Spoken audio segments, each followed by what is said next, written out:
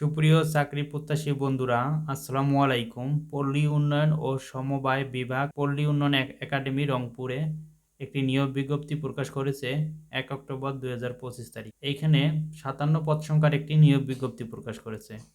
পদসমূহগুলো হলো পরিচালক, এই পদে নিবে হলো ২ জন, যুগ্ম পরিচালক এই পদে নেবে ১ জন, উপপরিচালক এই পদে নেবে হলো ১ জন, সহকারী পরিচালক এই পদে নেবে ৫ জন, সহকারী প্রোগ্রামার এই পদে নেবে ১ জন,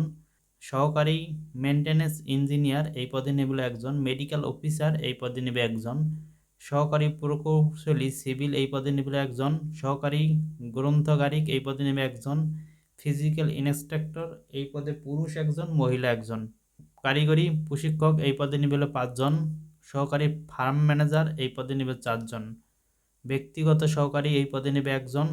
হোস্টেল সুপার এই পদে নেবে ১ জন, সহকারী ক্যাফেটেরিয়া ম্যানেজার এই পদে নেবে ১ জন, মূল্যায়ন সহকারী নেবে ১ জন, গবেষণা সহকারী নেবে ২ জন, প্রশিক্ষক সহকারী নেবে ২ জন, স্টোর কিপার নেবে ১ জন, হিসাব সহকারী নেবে ১ জন, মাঠ সহকারী নেবে ২ জন,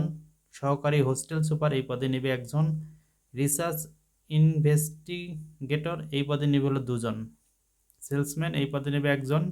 অফিস সহকারী কাম কম্পিউটার মুদ্রাক্ষিক এই পদে নেবে ৫ জন,